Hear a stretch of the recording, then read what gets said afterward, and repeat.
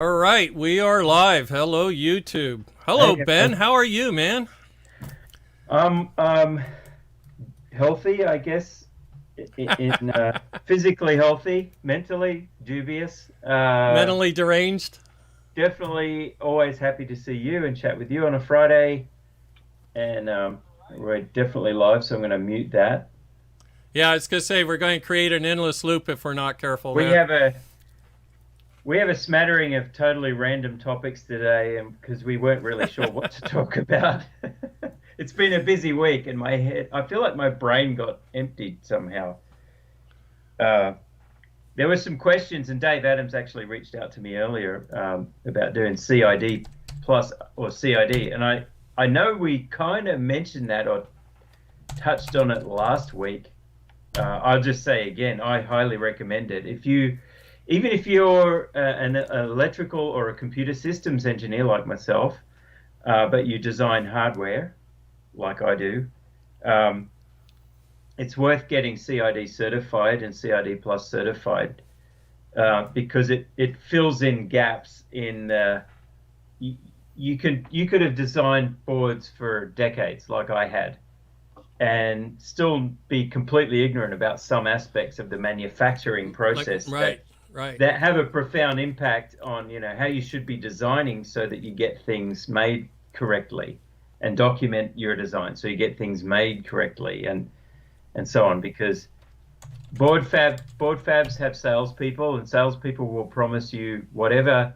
They'll say whatever they right. can to get you to use their fab. But I've seen people have companies, startups go out of business, and people lose their jobs and lose their IP because board fabs made promises that they couldn't really keep.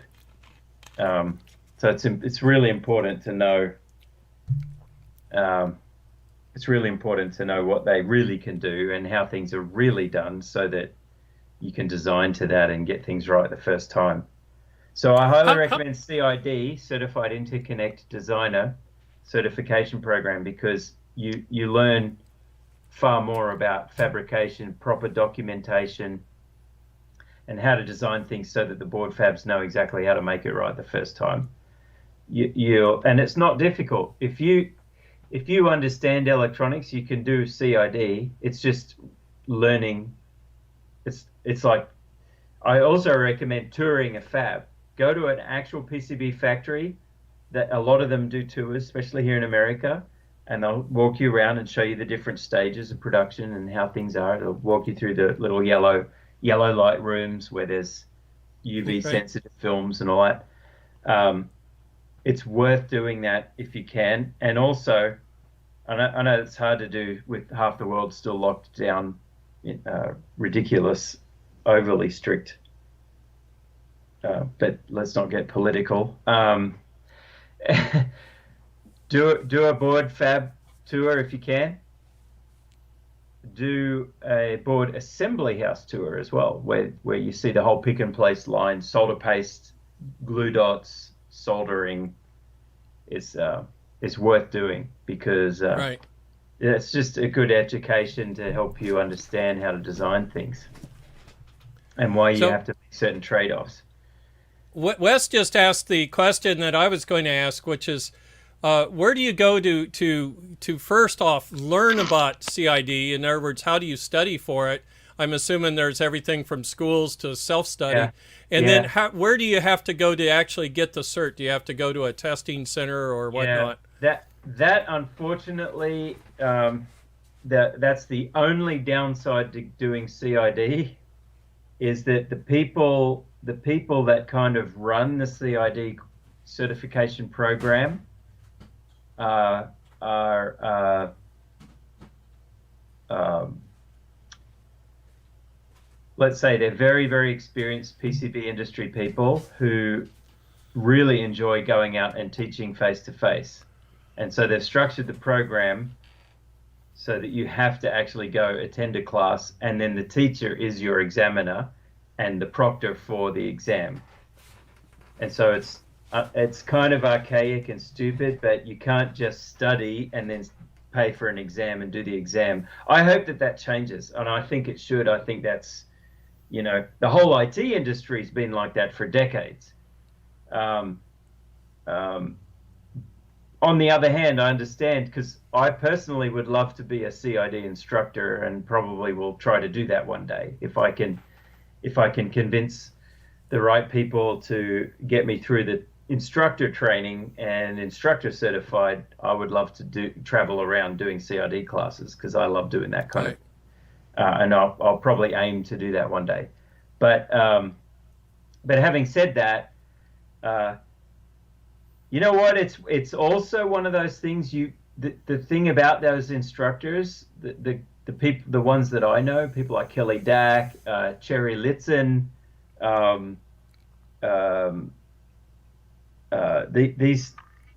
these people, and Steph Chavez. Steph Chavez was my instructor for CID Plus, the advanced certification.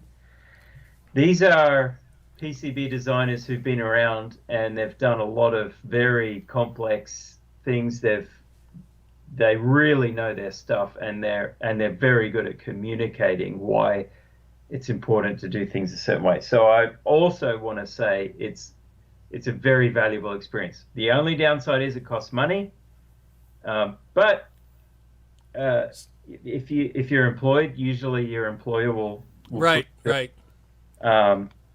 Even if you're not, but if you want a career as a PCB level hardware designer, I would start with CID, because you know what? It only costs you $1,500-$1,600 to do. Somebody just posted that it cost them $2,500, so that's in the ballpark there. Yeah. That sounds.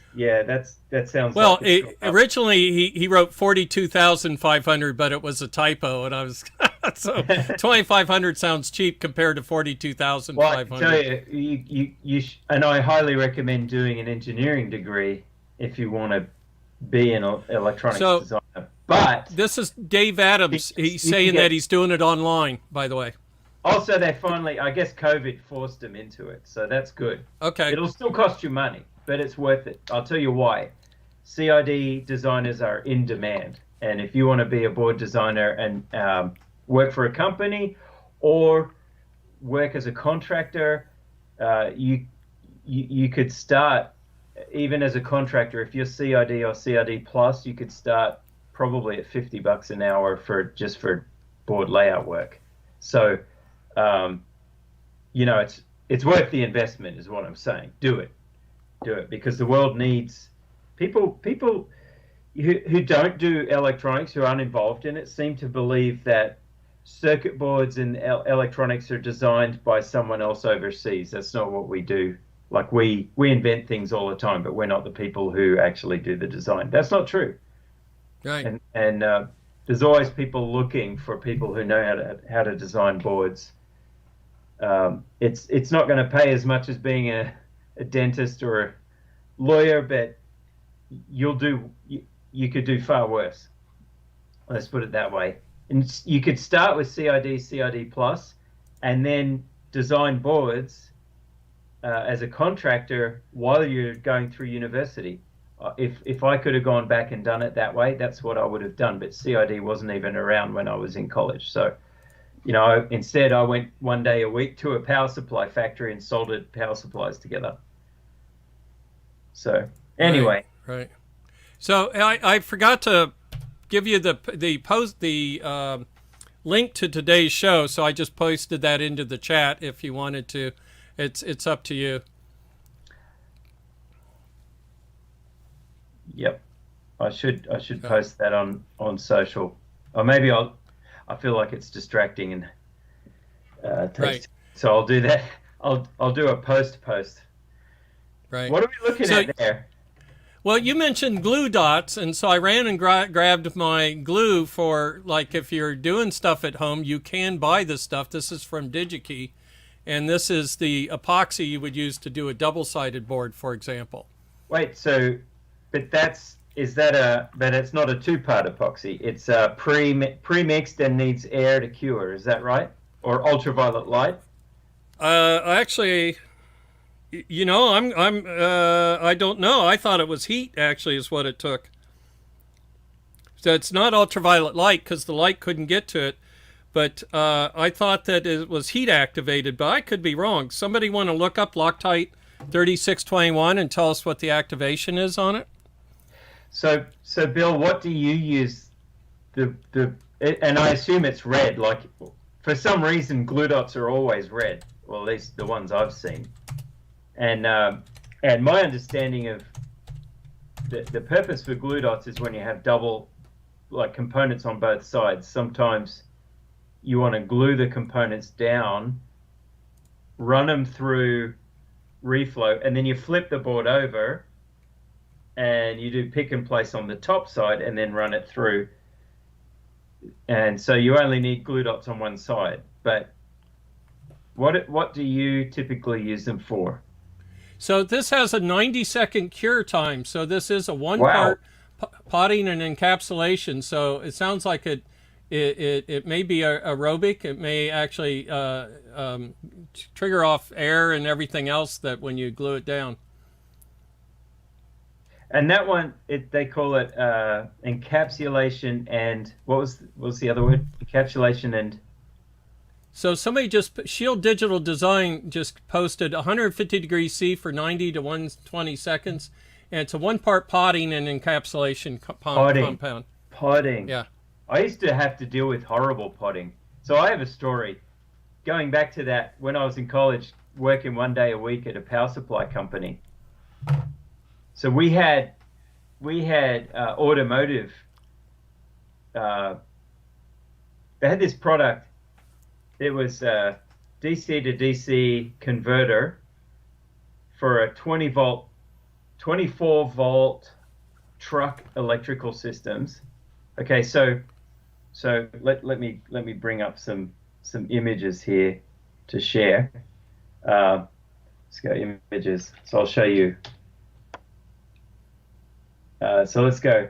Statronics power supplies. Look at that. They're still there in Google. It's still a brand. I worked at this company and I soldered these 5 volt 3 amp linear regulator supplies. I did a lot of those. 1 day a week while I was in college. This was what's inside them. A big honking linear transformer, a PCB. The enclosure had this folded aluminum. It was like a clamshell. The bottom half was the heatsink for the linear regulator. Looks like someone's selling this on eBay, and they're expensive. See, this is a 5 volt 3 amp linear regulated power supply. Or this one's actually a 27 volt output, 2.2 amp. And they want $100 for it in Australia. But these things were bulletproof. They had a 5-year unconditional warranty. So that was their value prop, was that these power supplies were bulletproof. And this thing had overcurrent protection, had crowbar protection. You can see it's a single-sided PCB design there.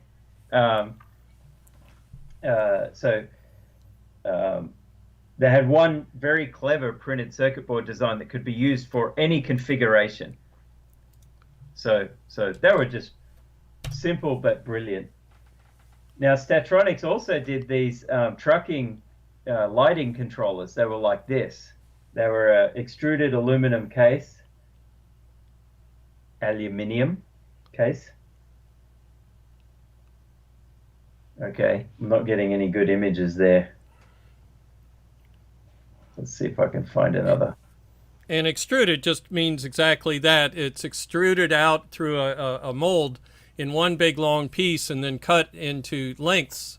Yeah. But it's got a profile that's continuous throughout the length of it. Kind of like the old Play-Doh. If you would extrude Play-Doh shapes and stuff before all your Play-Doh got mixed and turned an ugly brown color. Yeah. Yeah. So these things, these were used in gaming, gaming, medical, and automotive. So the trucks. Okay. So what I wanted to show a real picture of was Outback road train. Okay.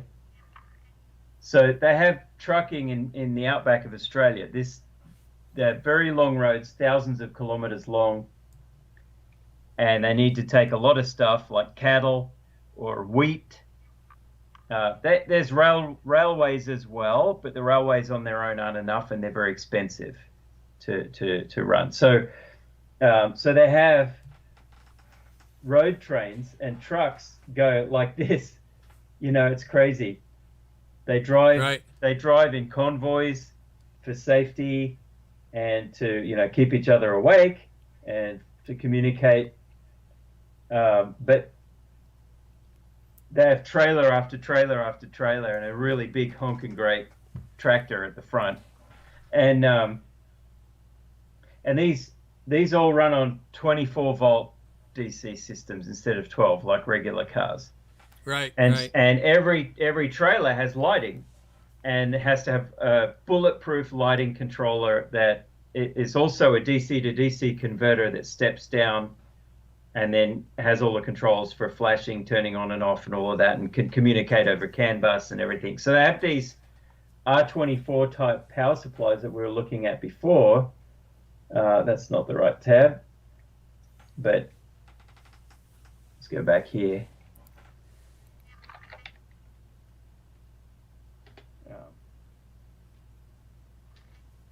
So Australia is basically hollow, right? It's most of the cities are around the outside edge and near the sea and ocean, and then you've got to cut across the country. You got to get your goods from east to west or north to south, and you got to go through basically the outback, right? It's all just desert. Yep. There's not much in the middle except a big rock and a touristy town called Alice Springs. And so and I've never been there, actually. It's something I need to, it's got to be on the bucket list. But so these things have to work in extreme heat too, because it's like Arizona. It gets up to, in Fahrenheit, it would be 130 degrees. 30 degrees, yeah. Peak temperatures. And these trucks are going, and the engines are working hard and everything's super hot. And so they have to be super efficient, because you don't want your power supply to generate any of its own heat if you can avoid it. So these are really like 96+% efficiency DC to DC converters, and they're mounted on a road train trailer that's getting jostled and bumped around, and they're out on gravel roads, dirt roads, right, for thousands miles of from repair capabilities. Out in the middle of nowhere, it has to work, and it has to deal with the vibration and the heat and the cold at night. So they're pretty reliable. So the way we did that was this whole aluminium extrusion, which was the heat sink for the switching transistors and other parts that need a heat sink. It has metal plates, steel plates as end caps, and then we fill up the whole thing with a potting mixture that's a 2-part epoxy, but it's slightly flexible. It's like a silicone epoxy. So it's a 2-part epoxy, silicone based, with silica sand added as a filler. So these things get really heavy. But fast. But inside, it's a little bit rubbery. They can deal with the vibration, but they keep things solid enough that the solder joints never break. And these things have a 5-year warranty. And oddly enough, we had an electronics technician who worked at Statronics as well. I forget what his name is now, because I'm talking, 25, 30 years ago. But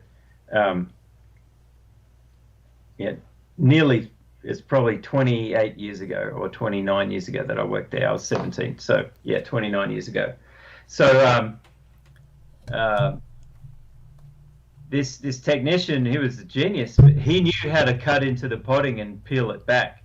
Even though that entire extruded case was full to the top. We had to pour it all in, and then we'd put them in this oven. And a factory here now, like, you probably have a dedicated oven that just looks like a big wall oven, with conveyors going in and out. Like that's what you'd expect to see, something mechanized and controlled with software and, you know, all of that. Well, our oven for potting was particle board, a particle board box with shelves inside and a hole cut in the back with a fan heater. Right. An electric fan heater. And then we would just blow hot air into this thing for, you know, 3 hours and the epoxy would set. And that was enough to support a 5-year warranty. But they did come back occasionally needing repair. And I remember being blown away that the technician had, I don't know what kind of crazy chemicals he had to use, but he was able to cut away. He was able to know what was going wrong. That was the first, like, amazing thing. He kind of usually knew what was going on by the outer symptoms of the power supply. And then to be able to cut back and remove it from the epoxy and cut away the epoxy and repair just the component that was broken and then repot the whole thing and send it back out. Just crazy stuff. I have a story about repairing something potted under high duress. It was the 84 CES show, and we had a new monitor. It was the year that the Plus 4, it was still called the 264, and we had its own monitor, its own printer. It was a whole family of computers we were releasing. So whereas it was meant to make a statement that it's not just a Commodore 64, it's a new family. It was supposed to take on the Sinclairs of the world. It was supposed to be a small business, and we had a monitor called an 1801 monitor. And it had a thermistor in series with it to prevent inrush current. Oh. So when you first turn it on, it's cold, and it would warm up and let current into it smoothly. And we found out the day before CES, we're setting up for CES, that if you punch the on-off button real quick, it would blow the fuse because the thermistor is already hot. And so you turn it off and turn it on, and you get an inrush current. Yeah. And we popped a couple before we realized what was going on, and we realized that the fuse was blown inside an epoxy block in the power supply in these things. And what we did, we didn't even have alligator leads, so we sent somebody out for alligator. This is actually in the book, by the way. Book is out. I think we talked about that. This is a story out of the book. Now, the Plus 4 series were the ones in black ABS, correct? Yes. Yes. And that makes sense because Sinclair always used black plastic from what I saw. Most Sinclairs were done in black plastic. Ours was a grayish. It was a real cool color. Like to charcoal. Be honest. I loved it. I love that too, yeah. It was charcoal. So what we did, though, was we sent somebody for alligator leads, and we took a Phillips screwdriver and drove it into the block of epoxy. And we're doing this while squatting in the middle of the floor at CES in the booth the day of setup. So there's only vendors around. And if you can imagine, like me and 3 Japanese engineers banging, and I don't even know what we used for a hammer. I doubt we had a hammer. But we got it with Phillips screwdrivers banged into it. 3 of the 4 we got working. When they showed up with the alligator clips, we clipped them, and they turned on. And we actually took off the on-off switch so that people looking at the monitor wouldn't accidentally do it. wouldn't do it to us. So we didn't have to remove the epoxy, but we forced it out of the way. Let me just reverse engineer the logic here because I'm curious. Yeah. You have a fuse in a block of epoxy. And we know it's blown. Yeah. Yes. And there's other crap in there. What's the purpose of the fuse? The fuse blew when the inrush current was too high. So we were effectively removing the safety of having a fuse by using an alligator. The alligator clip's like a 20 amp fuse. Yeah, but why put the fuse inside the epoxy block? That doesn't make any sense. You can't replace it. It didn't make sense. No, it didn't make sense, but it was a prototype. I mean, it was such a prototype. I never saw one until they showed up at the show with it. And it's like, oh, this is cool. Click, click. Oh, I just blew it up, right? Hey, the monitors, were they designed by a third party or designed in-house? Mitsumi or Japanese Victor company. And we had a real good relationship with them out of our Japanese Commodore Tokyo office. Yeah, those companies actually had big offices here. I say here. When I was growing up in Sydney, they had big offices because they did a lot of OEM for all the different computer companies Right. globally. So I had a friend who was a tech, actually, electronics technician who used to specialize in monitor repair, and he worked for them, Mitsumi. Okay. And I Yeah. remember this one crazy thing he had where they came up with this monitor that had a portrait and landscape mode, this big CRT monitor, and for word processors and people who In did Japanese a word lot of typing, processors, you had to turn it sideways. you Yes, turn the monitor especially. sideways and the whole thing would Yeah. go bloop, and it would Redo the adjust. scan. Yeah. Yeah. And we can do that now, of course. Any operating system will give you the option of switching your monitor around. But this Yeah. was early days, like in the early 90s. They had this for word processor applications, and I'm like, what? Right. Right. Yeah. So But another they would blow up. They did all sorts of crazy things in those CRT monitors. They had fusible resistors in a lot of them Right. in different places. Oh, sandbox resistors, I used to call them, because they look like a little ceramic, like somebody poured a material in it, like a little cat box. Yeah. Yeah. Yeah. So it's Yeah, a resistor, but it's also a fuse. It's like hard to replace. It's a heat-based fuse. Well, they're all heat-based fuses. So now you mentioned, working with a potted product. As I mentioned just a couple weeks ago, I'd watched the series on the Apollo guidance computer by Curious Mark, and they had blown ferrite core drivers, and they were in this piece of it was something like this size, that thick, and they x-rayed it. The guy works for Samtech, so they stuck it under the x-ray machine, could tell where to drill down into, and they started on a milling machine to get down to it, and then he just basically went in. I forget what all he did, but a combination of like acetone and carving and stuff. But they got it to work. They got this old Apollo guidance computer. They had to flip it over. It was broken in two places, and they could tell by putting a meter on the outside, 17 18 shorted, things like that, and got into the epoxy and got it working. It was amazing. That is cool. And that reminds me, so I didn't look at that. I didn't watch all of those. I haven't had time, so I'm going to. But I believe those were the days when it was fashionable, especially in aerospace, to make things compact, to use cordwood construction. Have you ever designed anything with cordwood? No, I haven't. So just so people know, like, this is crazy. But I think, if the ECAD tools fully support multi-board design, cordwood construction could become a thing again. Probably won't, but it's a way of doing more in less space. So well, is flexible PCB interconnect, is that now something that we didn't have in the old days that would assist in cordwood? you might know that you got cordwood. You might know that home construction projects appear, but it's called cordwood construction of printed circuit boards, named after this method of building like cabins. Instead of having the logs going laterally, the logs are going they're short, and they're stacked up like cordwood with cement render between them, right?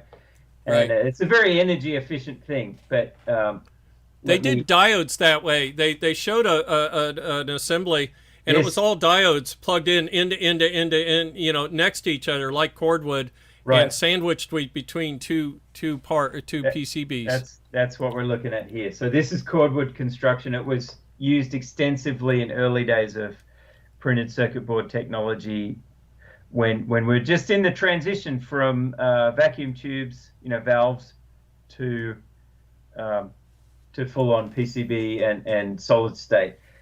But now, when I started as a TV repairman, I'd see TV after TV with no printed circuit boards in it, or the printed circuit board would be maybe in the tuner, but everything else was free-handed to terminal strips. And it was resistors and those big wax capacitors. Yeah, point-to-point wiring, we call that. Point-to-point between the now you got me saying valve, between the two pins and the terminal strips. And yeah, it was great to troubleshoot because you could get to every part real easy for the most part and replace them real easy. And boutique guitar amplifiers, the most expensive guitar amplifiers and preamplifiers that are highly desirable amongst guitarists are still made in that. They're still manufactured that way, using point-to-point wiring, and that's why they cost so much money, because a human being has to twist up all the wires. I'll show you. So that reminds me, while you're looking there, I'll give a shout out to Fran Blanche, Fran Lab. I'm wearing a Fran Lab shirt today here. If you're into the old time electronics and stuff, check out her channel. She's definitely from the day and talks about things like point-to-point wiring and stuff. Yeah, so this is how it was. So these are the predecessors to printed circuit boards. Was the same.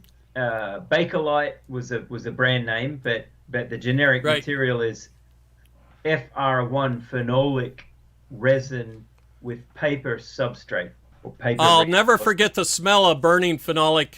It's very unique, isn't it? Yes, it is. It's very unique. And so what they used to just do was make, like, companies like Bakelite would make big sheets of this phenolic, and they would just punch it. It's punchable material, and they'd stamp metal eyelets into it. Right. And then you would solder into the eyelets, and that's what we're looking at here. So this is point-to-point wiring, and you have a lot of wires which are bent to shape and soldered specifically. This is a classical guitar amplifier construction technique. Personally, guitarists who believe that this sounds better than a regular design with a printed circuit board are actually deluded. It makes no difference to the sound. Or if anything, maybe you get more hum. So, you get more hum, yes. So and that gives you a subliminal sense of power. And they've actually injected hum into solid-state amplifiers to simulate that in the early days. Yeah.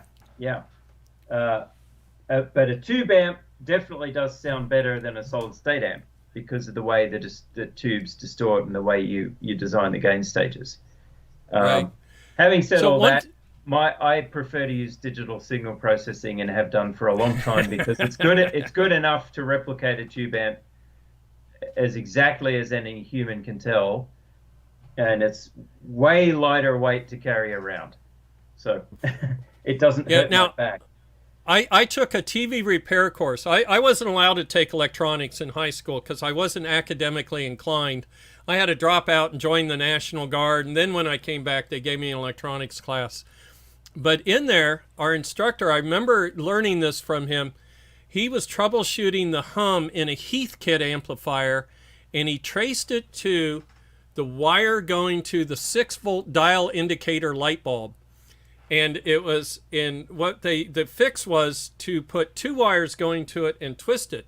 So the fact that this one single unended, and it was an AC wire, but it was being picked up by the amplifier. So somehow it had made a loop, and the loop was somehow inducing humming to other. Yeah. So, right. And so the fix was to put 2 wires and twist them real tight. Tighter you twist, the better the coupling.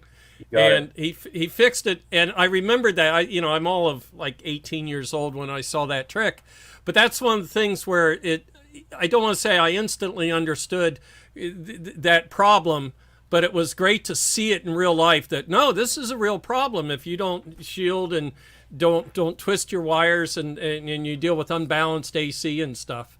So that was it's the fundamental electrical principles of signals and signal systems and noise and crosstalk, and this is why even in old school point to point, like the one I'm showing up in the corner here, you see all the heaters, all the valves need heaters that it's a filament in the middle that heats filament up the voltage, plate. Heats up the cathode. Yeah. To free up the electrons, make them all loose so they're ready to jump. But the heaters emit. The heaters are invariably run off 6.3 volts, or in some cases they're put in series and 12. run off 12 it's volts. The first, AC. a 12AX7, for example, is running off 12 volts. A 6AC8 is 6 volts. Yeah. So the transformers, the power supply transformers wound for tube amps, and anything tube, like, and even to this day, you can get power transformers for doing RF amplifiers. See, a lot of RF amplifiers are still based on electron tubes or valves, because to get the power output that you want for a transmitter, it's nigh on impossible to make a high-power semiconductor-based RF amplifier. When you're dealing with those power and voltage levels, it's very hard to make the semiconductor materials to withstand the extremes. And so for high-power RF amplifiers, up in the kilowatts, they're still frequently they still use valves. And so these techniques apply if you were home brewing your own linear RF amplifier as well. So all the heaters, you can see all the heater lines are the ones that are very, very tightly wound with a twist on all of these, and they run the heater lines separately from everything else. So all the audio stuff's towards the front, and all the audio signal path is at the front, but the heaters are kept as separate as possible and run very close to the metal shielding of the enclosure at the back.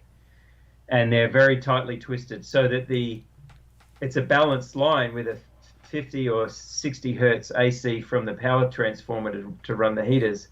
I had a really good Kelvin V3 amplifier for a long time. That was the last actual amplifier I owned before I went fully digital, and I love the tone of that thing. It's a really, really great rock amplifier, the Kelvin V3. And Kelvin was cool because they would, like, not every guitar equipment manufacturer publishes schematics, but Kelvin would, because it's like, hey, we're in this industry. This is a serviceable, valuable item. If it breaks, you need to be able to take it to a technician, and they need to be able to get the schematics so they can fix it for you.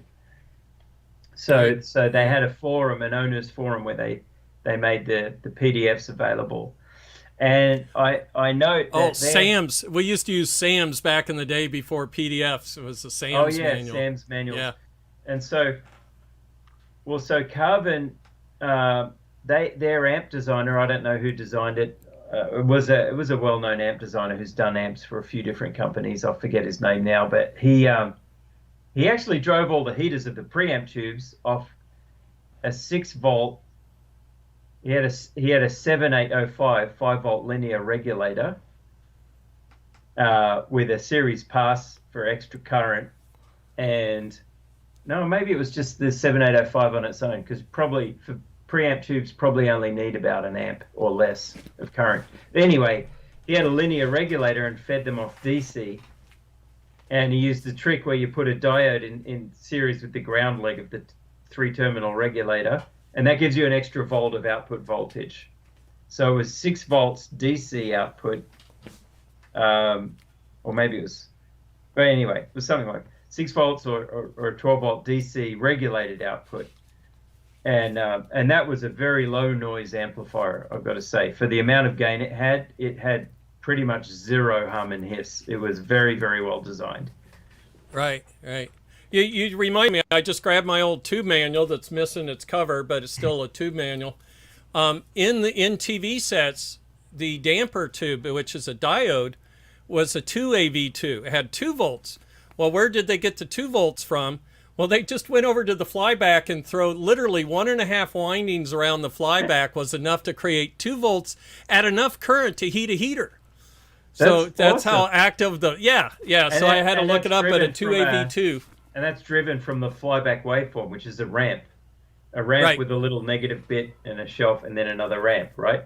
Right. It's a 15 kilohertz. Yeah. A 15 kilohertz ramp.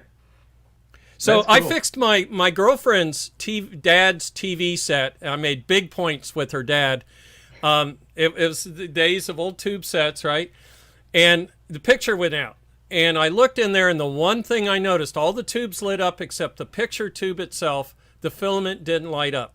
It's like, what are the odds it's just the filament of that? Or, is it the picture tube, or is it a winding on the transformer? And I got in there with my meter, and the filament on the tube was good. We ran to Radio Shack back in the days when you could go to Radio Shack. I bought a 6-volt transformer or whatever the voltage was. I honestly forget. And 24, I forget what it was. Brought it home and wired it to the AC and wired its own filament transformer to the tube. And that TV turned on, and her dad thought I was suddenly worth dating his daughter. So up until that point, I was, because I had long hair, and it was like, hey man, you know. So like, I definitely made points. You can sit down and watch the game and have a beer. I'm taking out your girl. Yeah. So hey, we've been talking about old stuff. I just happened to throw my Simpson 260A, I guess it is, but I just got the rear panel for it. For 20 years I've been missing the panel on the battery door. How would you find such a thing? Well, Mike Fike said, look, print one. Mike Fike sent me a link to one being sold on eBay, and I bought it. And the guy was nice even. He sent me and said, hey, the foam's deteriorating. Well, of course it's deteriorating. It's 40 years old, the little foam in the battery compartment. I'm like, not a problem. And so I just got through attaching this to my Simpson meter here. So... old meters. Was he selling just parts or selling the whole thing? He had a couple back panels, so I don't know, or back, whatever you call it, battery compartment panel. Battery infused component panel. So it fits perfectly, right? Maybe that's the one that was from yours, and when you lost it, he collected them and sold it. He got it from it, yeah. Here's another, I bought this on eBay. I built one of these when I was a kid. This is a Heathkit Nixie tube volt ohm meter, and mine had a problem though, and I found out the hard way. I grabbed, I plugged in the leads and stuff, and then I I touched the 2 leads with my fingers, and I caught the 170 volts from the Nixie tube. So the way I'd wired it, I had shorted something together, and I got a very... So I'm still a little afraid of these things, but let's see if this will even... Oh, look at that. That's pretty. Wow. Yeah, Nixie tubes are still pretty, aren't they? Dude. Someone's got to, revitalize some of these old kits, too, and make... Oh, no. Oh, look, the voltage is going out. Oh, no, the voltage isn't. That's the beat pattern with the camera. Oh, really? I'm looking at it by eye, and it's perfectly... Yeah, they're multiplexed, so they're going to... flicker. So I'm going to unplug it before it does burn out.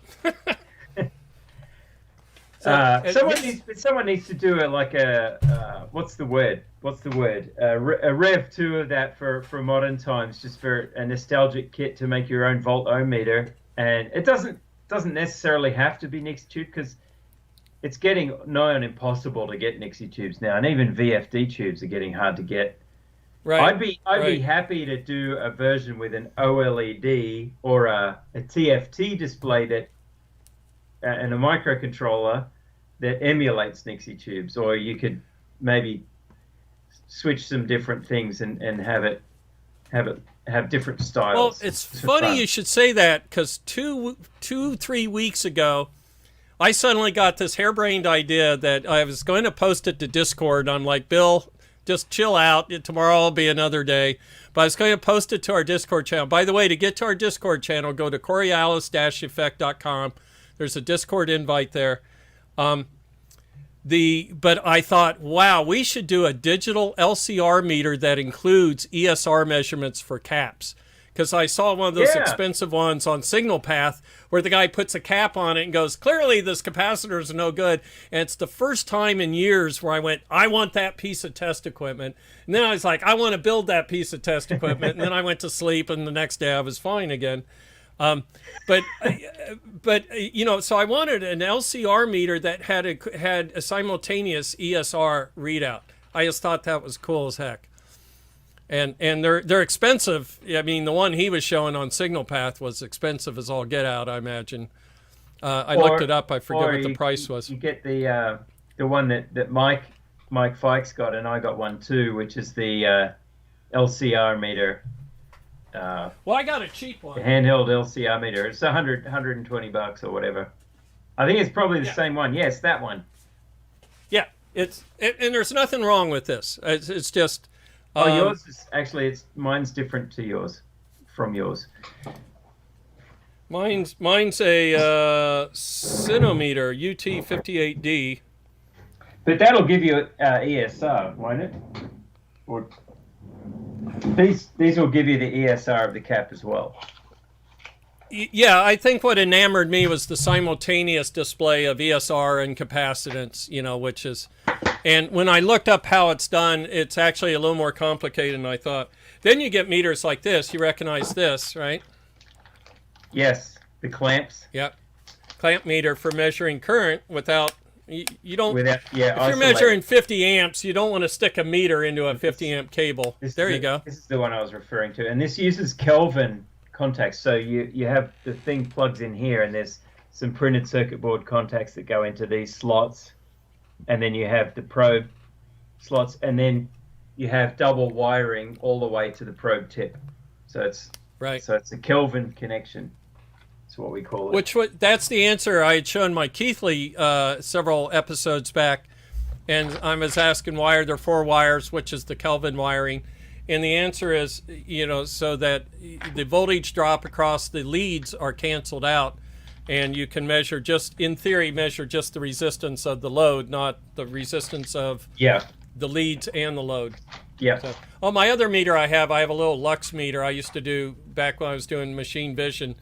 We always had one of these, so I bought one at some point.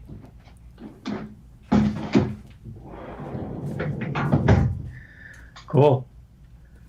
Oh, where'd you go? I am back. Oh, so here's a meter, which I've never actually used. I bought it because it's cool. It's an SWR meter, but it's only good a couple hundred meg. So this is truly would have been used by hams. Yep. But you have a meter that one of the indicator dials indicates the forward power, and then it indicates the amount that got reflected back, and where those intersect, that gives you the SWR ratio. So I kind of keep this on the bench because when I was young, I could remember, 10 watts, 1 watt reflected, what the SWR would be. I can't remember that kind of stuff anymore. So by picturing where the dials would be, I can kind of estimate, that'd be an SWR of 2 or something. Yeah. So I use it kind of like a visual slide rule. Yeah. SWR for in case anyone wasn't. Standing weight. Yeah, standing go ahead. Weight ratio. Yeah, it's the ratio of reflected power to forward power, and it's a measure of the matching or quality of the matching of your signal source to its load. And usually the signal source is a transmitter and the load is an antenna. Right. And so now civilians need one of those. If you need one of those plus an antenna tuner, which can add or take away, reactive components like inductance, capacitance. You can basically put up a piece of wire and stick another piece of wire on the ground and hook it up to an antenna tuner, and then have that with an SWR meter and match that to your transmission or your transceiver rig for transmission, and dial it in and have a very effective antenna, even though it's just, what's the phrase? Bell wire and blasting caps. Right. Well, I was going to say, civilians got I was around when CB radios became the rage. On the radio was that song with Rubber Duck and all that, Convoy, right? Yeah. And everybody had to have a CB radio suddenly, and then they're even doing them at home. And I had my CB endorsement on my television repair license at the age of 17 or 18. And so I was licensed to repair CBs. And if you don't get the SWR right, what happens is you blow the little 5-watt output in the CB, because the power didn't go to the antenna and stay, or radiate, really. The power went to the antenna, and a portion came back and heated up the output. And if you're dissipating 2 or 3 watts that's supposed to be in the antenna, you're going to cook your outputs. And I've gone to fix friends of mine systems where they had taken an extension cord and made the coax longer by sticking an extension cord in the middle, and it had an SWR ratio of just like the entire signal came back. Yeah, it's like a super low impedance, much lower than 50 ohms, so that it's almost like putting a dead short on it, and all that signal goes back. Not to mention not being shielded or anything. Yeah. So Yeah, a So, lot of crazy stuff happened, or people power them on before they've attached the antenna, or the antenna is not screwed in properly, or right. yeah, it's very easy to blow them up because they had simple Class C transistor outputs, That's all it was. Yeah. and those transistors, like you would think about it, to make a low cost consumer device, you're probably dealing with a 5 or 10 watt transistor that is rated at maybe, I don't know, maybe VCE max of 50 or 60 volts, and yet you've got a tank circuit that's resonant, right? And so even though the whole thing's powered by the vehicle's 13.8 volts supply, or 14.4 while the engine's running, Right. and then you get the tank circuit will probably double the voltage, right? Because you need higher voltage to get more output out of your antenna. But if all of that comes reflected back, it'll double again, and pretty soon you're dealing with 80, 90, 100 volts ringing on the collector of the drive transistor, and it's going to break down because it wasn't designed. And these were cheap as heck. They were the I don't even know how to compare them. They were the ice cube trays of the 80s, 70s. They were just, and so I could fix a lot of CBs without even really, they'd say the output, they'd come in and say, I can hear, but I can't transmit. And I'd a lot of times I'd replace the output without even doing much. I'd just be like, well, let me start with the output, because generally they're blown no matter what. And then you find out if something else blew the output under a controlled environment. So, hey, before I forget, VCF West, Vintage Computer, they call it Federation. I still call it Festival, showing my age there, is tomorrow and Sunday. It's an online event for those that aren't in California today. They just re-locked down. So it's a mask event if you're going.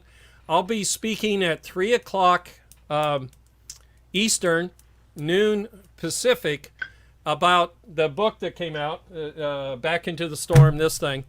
And Margaret Morabito will be there also, and Earl Evans from Retrobits will be doing the interview. And so check out VCF West tomorrow. Check out both days of the weekend, but right, so just a quick shout out. You're present virtually, is that correct? Yes, all three of us will be virtual. Yeah. And we'll be talking about the act of writing the book, and then if there's time, we'll talk about stories and whatnot in here.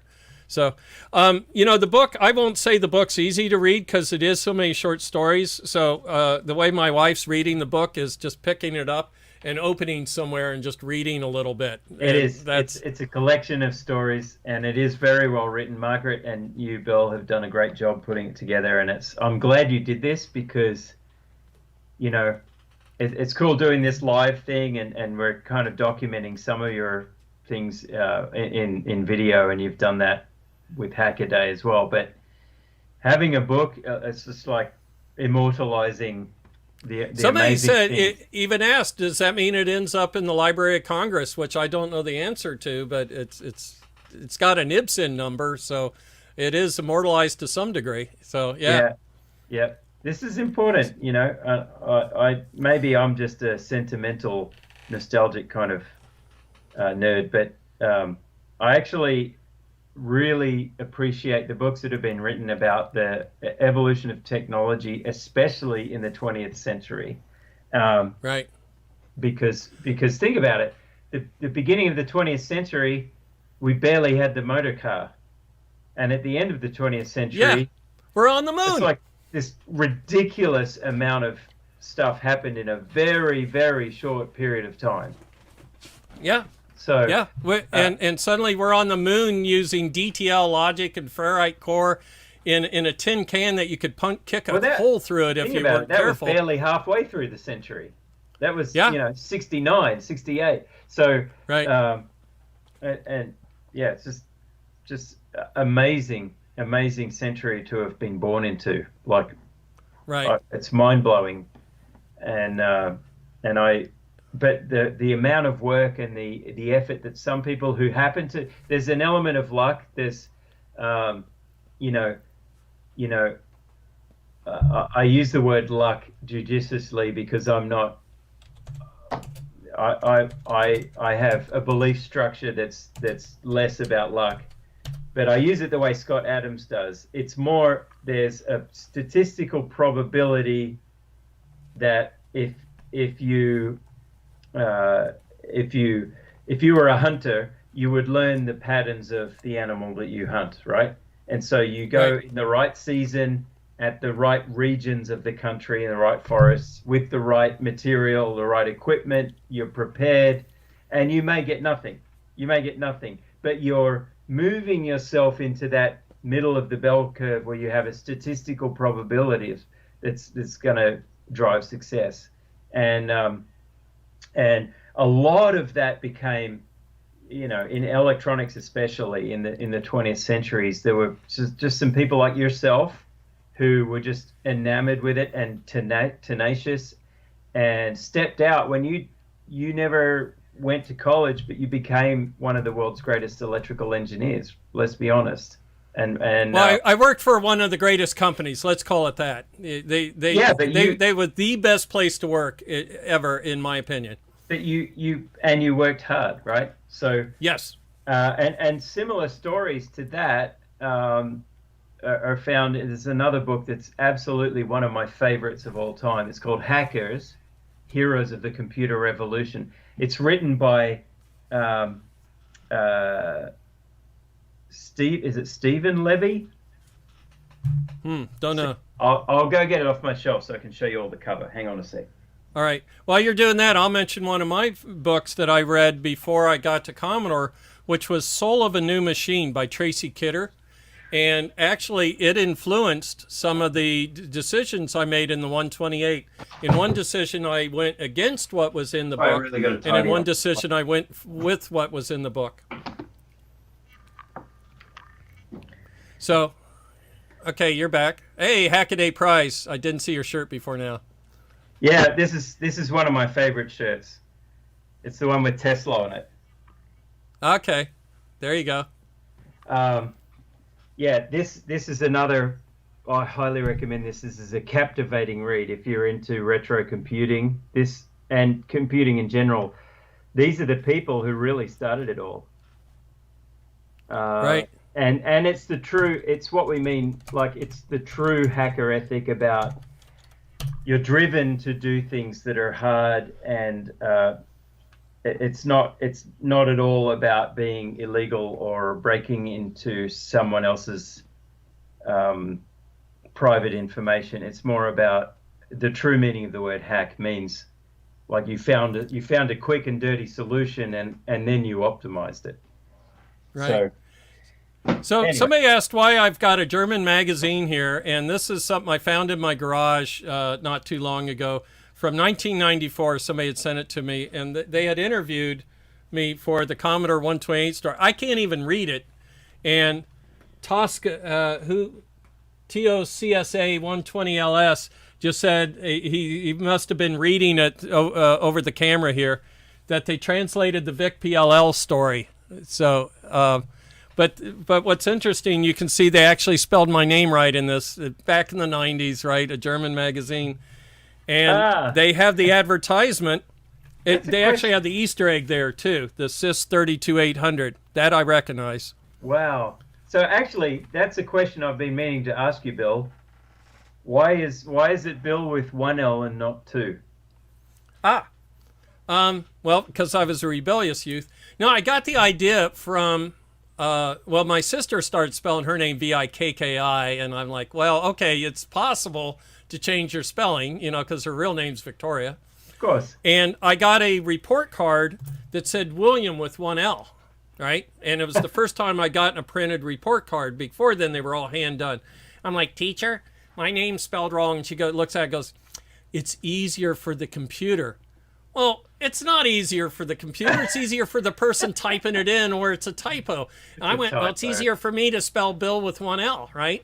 So I tried it out, and I'd been spelling it with one L for about 6 months when I had a math semifinal, and I got 10 points off on a math semifinal, because she had circled my name and had an SP meaning spelling. So I lost some points on my math test because I spelled Bill with one L. Well, to a rebellious youth, it's like, I'm spelling it like this the rest of my life. And little did I know, if you Google Bill with two L's Hurd, there's other Bill Hurds. But there's only one guy with Bill 1L Hurd. So I accidentally, 40, 50 years ago, created a moniker that's now, today in the day of the internet, unique. That's brilliant, man. I love it. You landed on your feet with that one. Yeah. It's worth losing the 10 points on the math test. I didn't care. Oh, yeah, I was such a bad student. I was...